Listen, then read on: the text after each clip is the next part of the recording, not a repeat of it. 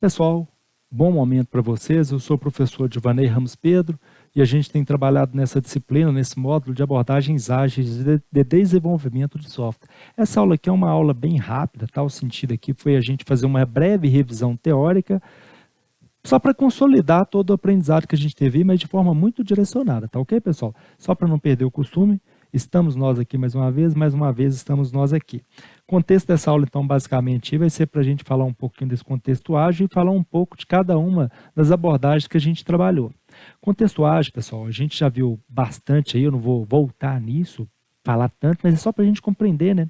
Que a gente tem toda essa questão de que os sistemas hoje têm muito mais complexidade para você resolver, é coisa muito mais difícil. É sistema que tem questão de globalização, é sistemas que tem diferentes tipos de usuário. Então, assim, as metodologias tradicionais é difícil trabalhar com esse contexto. O desenvolvimento de software de 30 anos atrás, eu não posso usar os mesmos métodos hoje. Então, assim, a gente teve diversos métodos surgindo, por quê? Porque os métodos tradicionais não estavam funcionando. E é um negócio muito legal aqui, que a gente vê também muitas empresas, também quando você pega, por exemplo, aqui, sem entrar no aspecto mercadológico, mas que nem a IBM provendo muitas coisas, muitos estudos bancando. Então, assim, era o interesse de empresas conseguir trabalhar com essa escalabilidade. Naturalmente, porque são empresas globais e eram os principais interessados nessa questão, né? Eram um dos principais interessados. Então, o contexto ágil é isso. É um mundo VUCA, é um contexto muito complicado, muitos sistemas.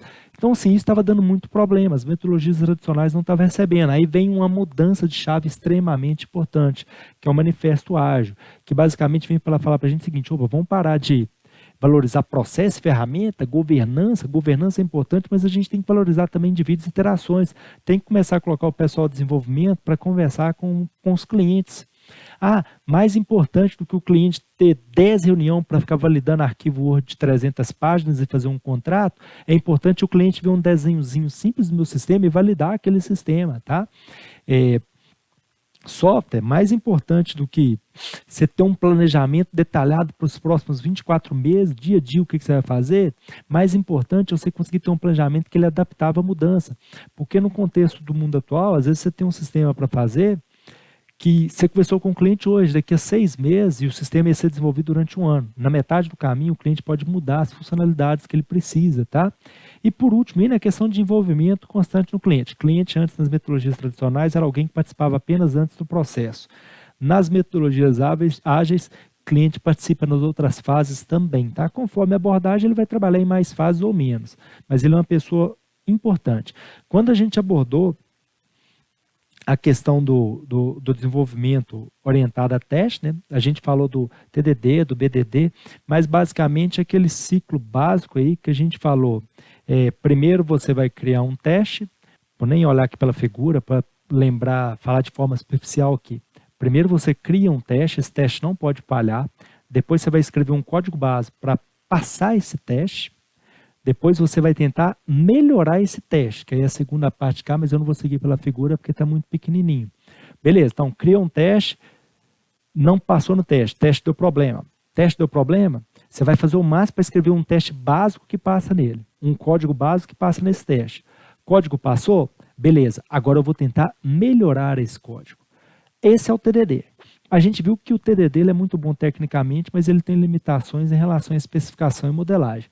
Então, existem outras abordagens aí. Tem a TDD, tem a BDD, que praticamente é a mesma coisa, que é o sentido seguinte: em vez de eu só fazer essa parte de verificação, de criar teste para verificar se o código está certo, eu posso fazer a validação também, que é basicamente a gente criar junto com o nosso cliente, a gente chama o nosso cliente para fazer as story uses e já define no início quais serão as validações que vão ser feitas depois, os testes, para ver se o sistema está feito. Isso direciona o seu desenvolvimento, isso é muito positivo nesse sentido, ganha tempo fazendo isso, você produz software de maiores qualidades, tá bom?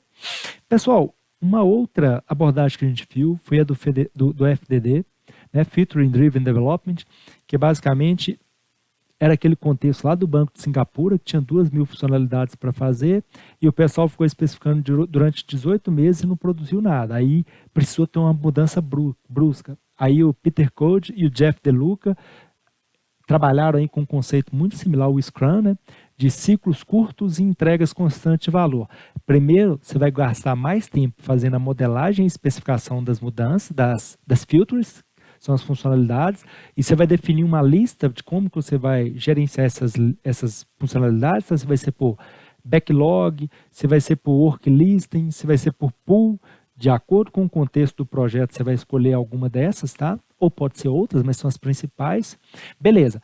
Passou essa parte inicial aqui de definir de forma geral o que são as filters, você vai começar a fazer ciclos curtos de 14 dias para entregar cada uma dessas funcionalidades, tá?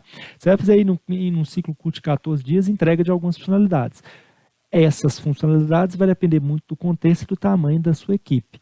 Então, você vai passar os próximos meses entregando funcionalidades. E aí, toda entrega de funcionalidades, você vai fazer aquele processo de detalha. Aqui, no final da lista de filtros, a gente tem a modelagem conceitual do sistema. Quando você iniciar esse processo iterativo, a cada iteração você vai fazer a modelagem detalhada da sua funcionalidade, a codificação e a validação. Fechou o ciclo de 14 dias, inicia um novo ciclo curto, tá? Estou dando a referência de 14 dias, mas isso pode ser adaptado de acordo com a realidade da empresa, tá? Filtering Driven Development, então, basicamente, é isso, pessoal. E a gente viu um outro muito importante, que é o Domain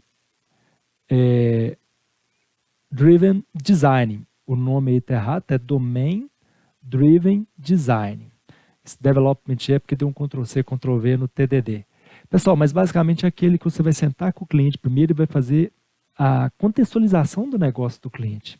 Antes de você codificar qualquer coisa, você vai sentar com o cliente e tentar fazer um mapeamento, um mapa, entendendo o que é o negócio do cliente como um todo, utilizando ali um contexto geral. Aí aqui você vai fazer o levantamento de atores, levantamento de ações, você vai tentar identificar quais que são os core business do negócio do cliente, você vai tentar separar isso em núcleos. Por quê? Porque se você fizer isso, você vai conseguir criar sistemas que são mais escaláveis, você vai conseguir trabalhar orientado a serviços, você vai conseguir produzir software com componentes mais coesos e menos acoplados. Então, indiferente de qual for a metodologia, Domain Driven Design é uma boa alternativa para você utilizar se porventura você não tiver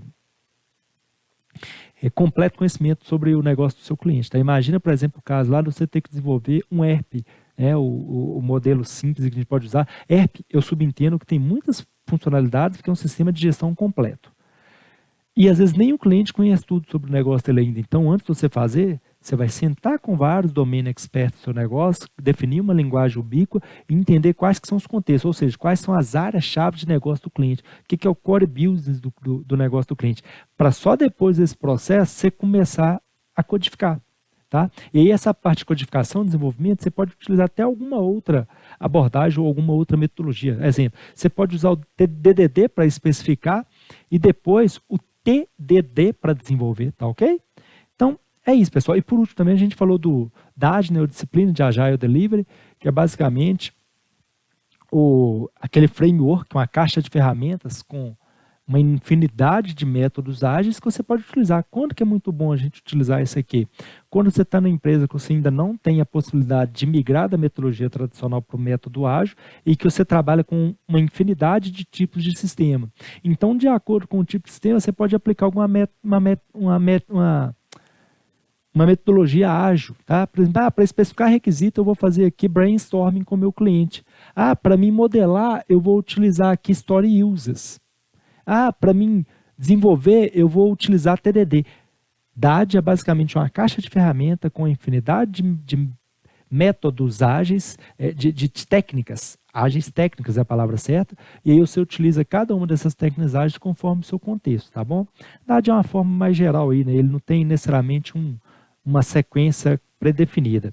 Então, pessoal, é isso. Sobre métodos ágeis, para a gente finalizar a parte teórica, não existe bala de prata. Cada contexto você vai tomar a sua melhor decisão. O que é a melhor decisão nesse contexto pode não ser a melhor decisão em outro contexto. É importante vocês compreenderem os conceitos, princípios e valores defendidos pelo Manifesto Ágil. Essa é a grande chave dos métodos ágeis, tá bom? E é isso, pessoal. Nas próximas aulas, isso são as atividades práticas aí. Agradeço muito a paciência de vocês ao longo das partes teóricas, mas vocês ainda vão caminhar junto comigo na parte prática. Por hoje é só, pessoal. Até a próxima.